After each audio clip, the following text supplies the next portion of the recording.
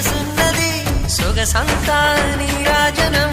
అర్పించే మనసున్నది మధుర నేలు మా తెలుగు నాయకుల మధుర సాహితీ రసికతలో కట్టబొమ్మ తొడగొట్టి లేచిన తెలుగు వీరగణ చరితలలో